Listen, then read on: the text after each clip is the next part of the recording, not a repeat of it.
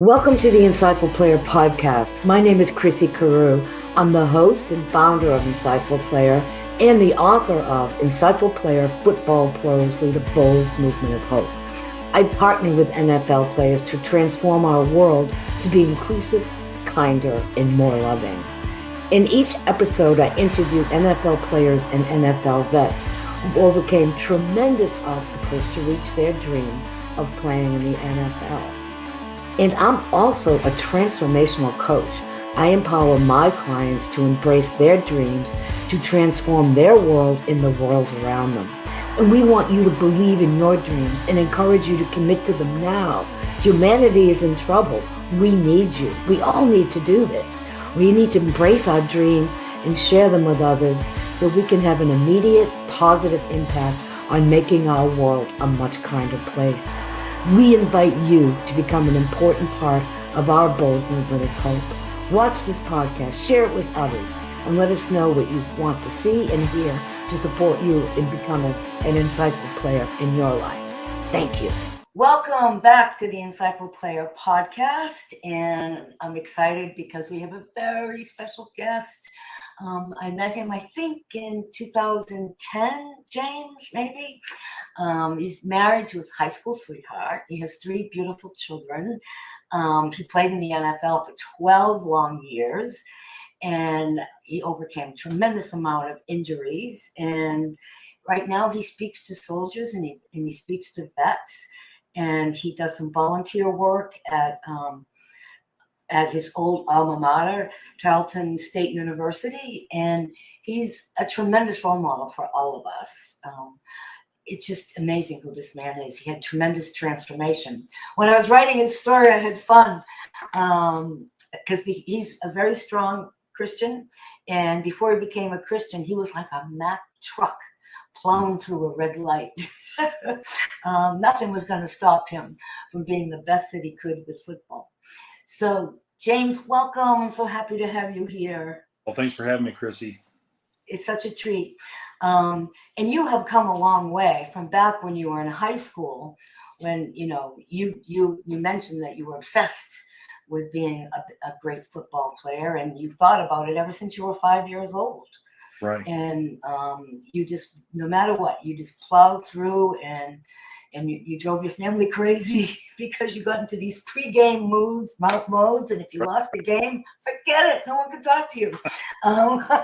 And you made a huge transition, and I'd love for you to tell that story to everyone. Yeah. So I was when I was 5, I told my dad that I was going to play in the NFL, and I got his attention, and from there it was all business. I had this really compulsive with competition about winning everything, and so much so that it became almost like the most important thing in my life, even more important than family, and which obviously that's not good. And so when I didn't win something, I would get very angry, and my family, I wasn't a fun person to be around. So my family, they kind of thought I was a little bit crazy, and but still have a wonderful, loving family, and I would compete so hard that I injure myself quite a bit. So I had lots of injuries all through high school. It was just something that I was not willing to lose at any cost. I'll do anything to win. And so it kind of took over my life. And once I came to know Christ, that changed everything. I realized that family was more important than sports and competition, and that there's a way to play the game, and you can still play physical, but still give God glory, and still be a gentleman on the field. I didn't know those things when I was playing before. So this competition really was, I guess you could say it was uh, really bad for me to have that in my life. The way I rated it like the number one thing. So it's a lot of people like the Christian world will tell you that it was my God. And so once I came to know Christ, I put that on the back burner. Still worked hard to compete because I still wanted to represent God and represent Christ really well. But I wanted to do it the right way. And so now my goal was to glorify God, and therefore my work ethic I should be set apart for my work ethic for Him, not because of me wanting to win so much. So that was made a big change in my life. And it's amazing. And there's a lot of kids out there that are following that same path where they feel like it's sports or music or whatever it is they push so hard at the expense of, the best of who they are. What can you say to them now? Because there's so many kids out there doing this. Right. I'd say get focused, and focus on the things that matter. Winning's a good thing. It's fun. But I think that the thing that we need to focus on are relationships. It was not good for me to when I lost to get mad and shout at people, and even to my older brother. If I lost something with him, he's 5.5, 6 years older than me. I would lose to him. I'd want to fight him. Well, that wouldn't good on our relationship. And he got to where he'd say, "Listen, I'd rather not play with you because I don't want to have to fight you today." And That's amazing. That just it kind of hurt me. It broke my heart because I did not realize that I was that bad. So I would say that they need to focus on the things that matter. Focus on your relationships. Focus on your work ethic. What kind of man or young lady are you building with the work ethic that you're producing? As you're training. So, and those are the things that I started focusing on. Is the role model that I was becoming. I focused on, am I somebody that's going to work hard all the time? Am I somebody of integrity? If I say, hey, I'm going to go out and take the field, and I'm going to the gym in place. Did I do that? That was I man of my word. Those are the kind of things that those things last. Those things make an impact. Whether you win or lose, down the road, people are going to forget. This game, any of the games that we play, they never love you back. Right. I can tell you from experience that when I was in high school and we were winning, I had 11 injuries from my high school. The game never really loved me back. It didn't treat me well, or else I wouldn't be so injured.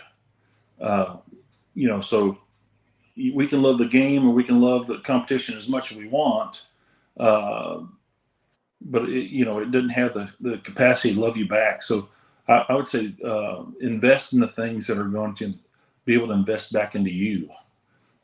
For these young athletes, and that's the people around you. That's your coaches, your teammates, and the people you play against.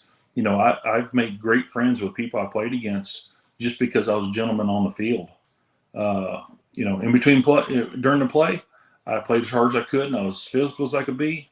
And then when the play's over, I'd lift them up. Hey, good job, man. Way to hustle. I'd pump them up that way. And but I think those things are what matters, not so much the winning and losing. Yeah, you're very good at lifting people up, for sure. And something else that goes with this that you and I have talked about is, and this relates to you speaking to soldiers and vets, is that you're much more than an athlete. You're much more than a soldier. It's, who else are you? And the other thing is, you were smart enough to really ask yourself some really, really thought-provoking questions. Am I in integrity, right?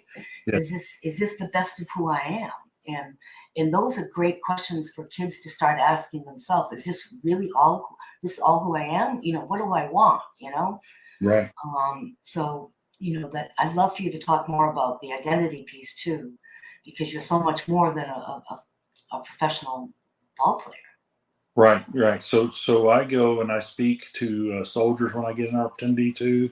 I know that their suicidal rate's really high, and even young children today. I mean, it's crazy the suicidal rate that's gone up because these kids they really don't understand who they are. They lose their sense of value really easily. Um, and what I like to do is, I'll ask them a question. It's like, tell me about yourself. Who are you? And a lot of people say, well, I'm a football player, or I'm a baseball player. I play basketball. And I said, well, that's what you do. That's what you like to do. But who are you? What's something that people cannot take away from you? Like one day you're gonna look around and see that you're not going to be able to put on those football pads anymore. And so that's going to be taken away. Well, what's to say of your life then when you can't play football anymore? So obviously we have to stop being or we have to stop doing the thing that we love, and that's playing that game or playing sports. But we don't have to stop being, uh, a son or daughter, a brother, a sister, uh, a father, a mother, grandmother, grandfather. We don't have to stop being those things. That's actually who we are, right? And for me, I identify as a Christian. That's who I am. Nobody can take that away from me. And so when football ends, or when you're a soldier and that ends, or when you're a baseball player and that ends, uh, if you identify as a football player, you're going to feel uh, like you have no self worth, like you have nothing more to give. Whereas I'm a Christian, and football ends, well, life's just beginning because there's a lot more that I have to give, that I have left to give in the Christian faith. As a father, I mean, I'll be a father till the day I die, because I have kids that are growing up, and they're always going to need me to invest in them. And then one day, hopefully, I'll be a grandfather. That's something I'm looking for. I've got two kids that are going to be getting married soon, so I'm looking forward to that day. So there's always something that you have left to give. You always have value left, and that's what I try to share with a lot of these young men and women that I get to speak to in youth groups. I share this with kids in youth groups all over wherever I go, because they need to understand that life is more than just what they do. Uh, yeah. It's so true. I experienced that with my first business. I understand, I had my first client that hated my guts. Oh. And I felt like an empty shell, and it was very restless, So that was a wonderful learning experience to dive in to figure out, who am I, Right. It's tough when we have our identity caught up just in one area. When it goes away, then what? Right. So it's such a powerful lesson that you're teaching kids and soldiers and everyone you speak to. It's really valuable. And we're in a spiritual crisis. I'm a Christian also, and there are people out there watching us that aren't Christian, or they are. I think there are a lot of people that want to be on a spiritual path, but they're not really clear what the best path is for them. Or how to make their lives bigger than themselves. Do you have any ideas to share with them about that, James? Yeah. So, I mean, even if you're not a Christian, and for me, identifying as a Christian was huge in my identity. But if you're not a Christian, you're still you know, a son or daughter or brother or sister, or, those things. And you don't have to be a Christian to be those things. And, and you, and that gives you value in life, because there's investments that need to go there. You're still a friend, right? So if you're a friend, you still want to invest in other friends. You still want to help them along the way. Uh, so there's lots of things left in life uh, that still give you value, whether you're a Christian or not a Christian. That's worth living for. Uh, that doesn't really matter where your faith is, uh, because they just need to know who they are. Yeah, and once they realize who they are, there's lots of value in your life. Um, with that being said, yeah. Absolutely. And I remember my mom taught me young, going through that awkward 12, 13-year-old stage. I was beating myself up, and she said, go do something nice for someone. All right. And I'm like, nah. Anyway, I did. And I remember running back home saying how much better I felt. So as we're feeling down on ourselves, if we give love to someone else, it's just amazing what a gift that is. Absolutely. And you're so much into service. I mean, that's another piece I would love for you to touch on, because that's another entry to helping people identify their spiritual path, whatever that might be, by giving to others. I know you've done so much of that, James. Do you have more you want to say about service?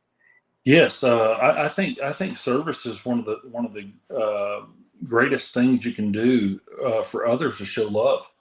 Uh, you know, love it, and people don't realize this. They think love is a feeling. It's actually an action. You know, how do I know somebody loves me?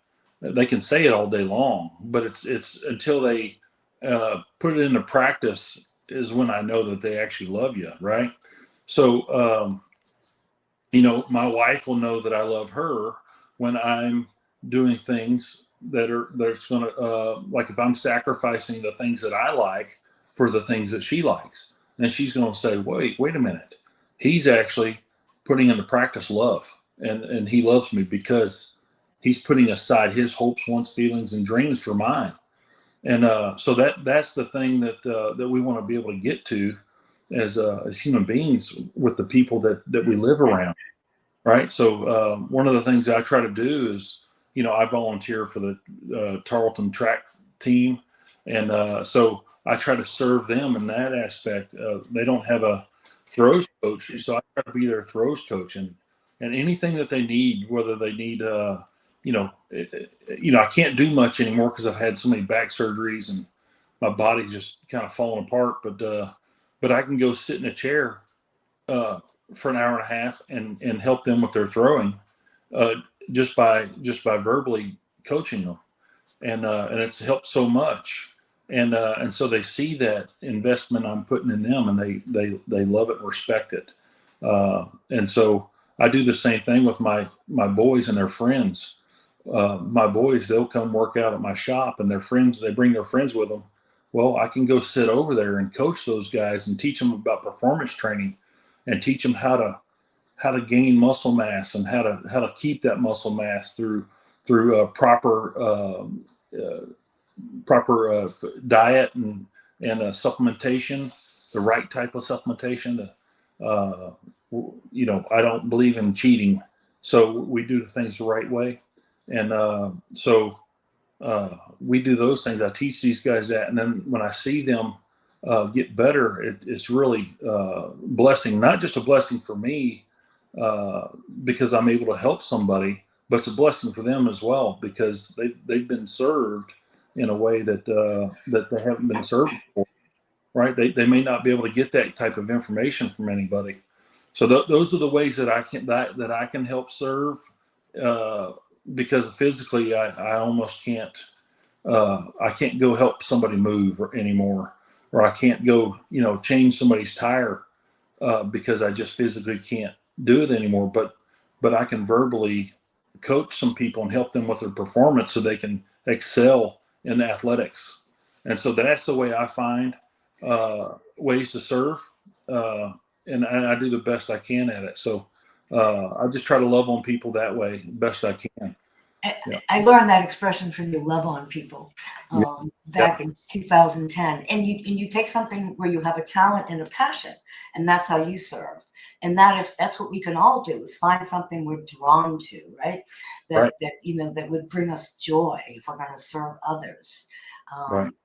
And it makes a big difference. And it doesn't matter what it is, whatever, makes you really happy. And you get so much back from that, as you can say. And, that's spiritual, I think. Right. Just loving on people, as you would say. Yeah. And you did that at a very deep level. You were playing for the Jets during 9/11. Yes. And my gosh, you were right in the middle of everything. Can you share more about what that was like? Because I know you guys did a lot. Yeah, that was actually really, really, the whole thing was heartbreaking. It still almost seems like a dream to me, like a nightmare. I remember we played the Colts on Sunday, first opener. Played the Colts, and we were driving back, me and my wife and my two kids at the time, and we looked up the World Trade Centers, and I told my wife, I said, that'd be pretty cool to go up on top of those things right there. And Tuesday is our day off, and so as we're driving back, we were talking about going up there. Well, on Monday when we went in for our meetings, my elbow was hurting really bad. So Tuesday I wasn't able to go. We weren't able to go make that trip to the World Trade Center. Thank God. I had to stay for treatment.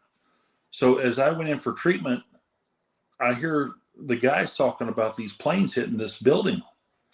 This plane hitting the building, and I'm like, what? And I was kind of blown away by it. And so as I went in to get treatment on my elbow, we see the other plane hit the building, and so it was really, we're really mind blown by that time. We're like, what in the world's going on here?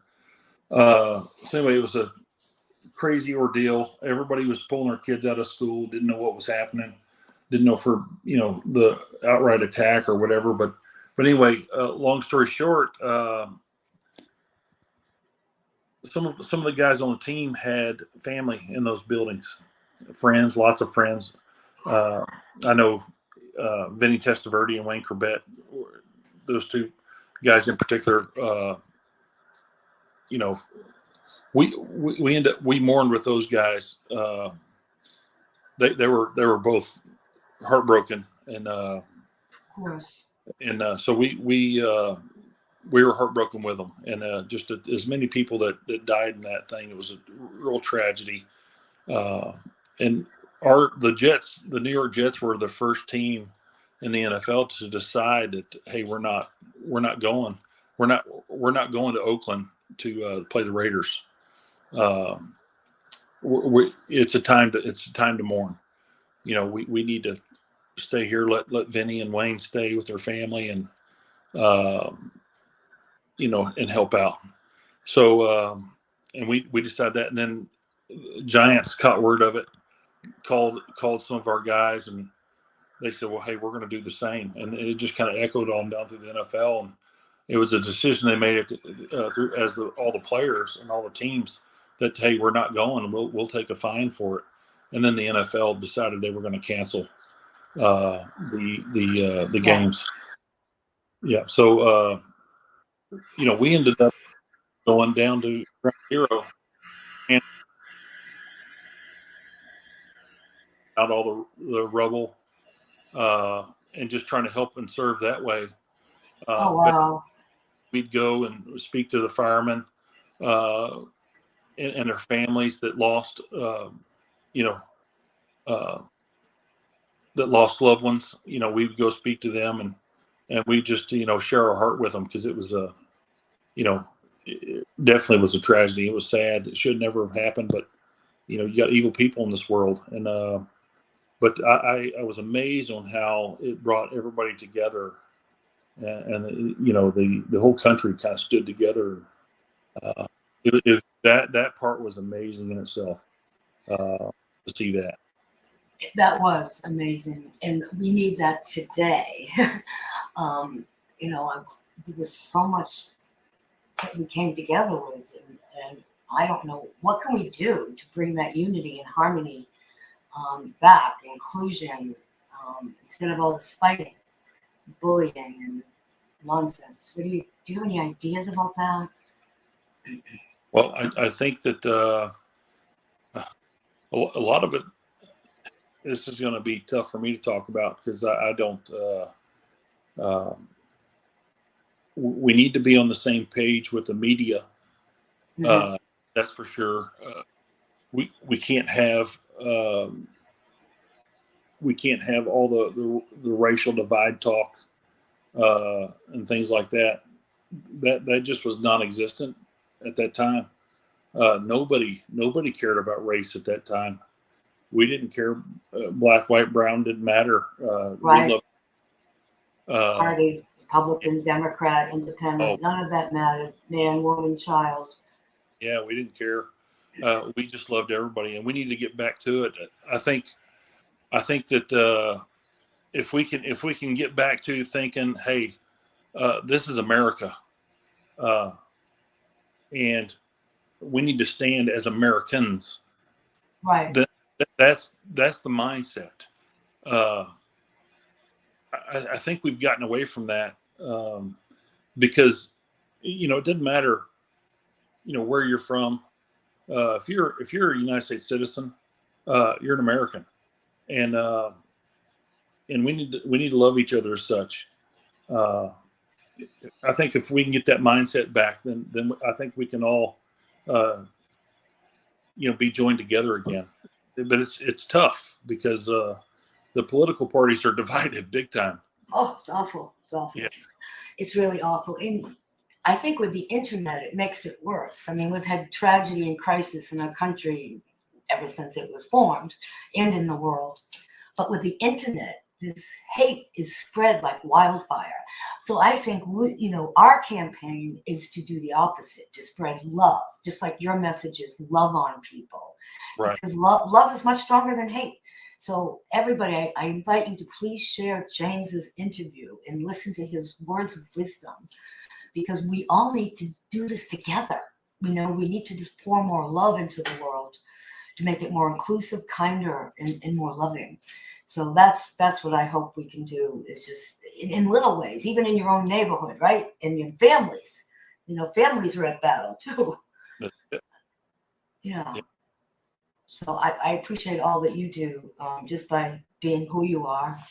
And it's amazing how much love you hold in your heart and how much you've grown and what a positive influence you are on our society and in your general area and in a big way. You make your life much bigger than yours, and that's so admirable. We all need to do that, and do it in honor for the generations to come. Oh, there you're back. So I know you have a shout out to a friend that you admire, that you played with, Kevin, and I would love for you to share anything you want about your buddy who's doing such beautiful work in the world. Yeah. So my buddy Kevin Swain, he's he's absolutely a wonderful man.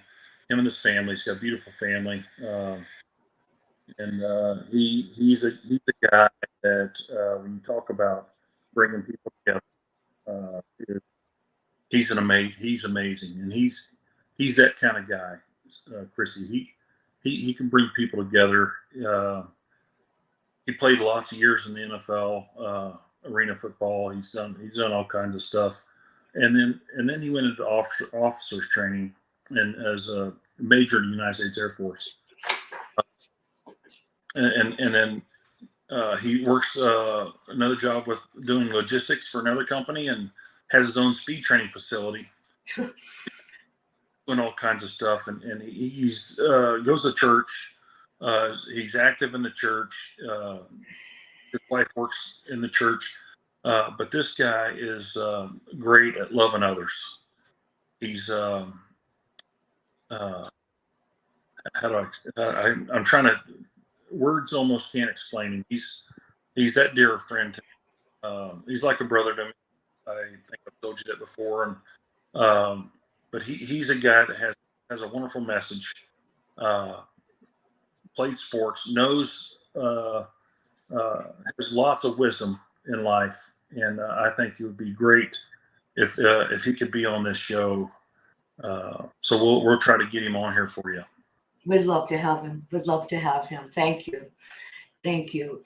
Yeah, Insightful Player is all about, bringing on insightful players that are athletes, professional athletes, current, former, and everyone else who's an insightful player in their life who are doing great things. We want to expand it to you as well. So if you know someone that has a really powerful message that wants to help transform our culture, to be more inclusive, kinder, more loving, reach out to us. We'd love to hear from you. Yeah. Definitely. I'd like to just share some of your guiding principles before we end, but do you have any parting words before I do that? Excuse me. No, I think, I love in scripture, where, they asked Jesus, they said, what's the two greatest commandments? And he said, love the Lord your God with all your heart, mind, and soul. And then he said, love your neighbor as yourself. And with those two things, you can basically sum up everything, just with those two things. And I often think about, obviously loving God is something that, we all try to do as believers. Loving your neighbor is sometimes a little tougher, because sometimes we don't have the easiest neighbor to love on. But yeah, but how important is it to love on them anyway, right? So if we can do that, if we could love our neighbor, and our neighbors really in scripture is anybody you come across.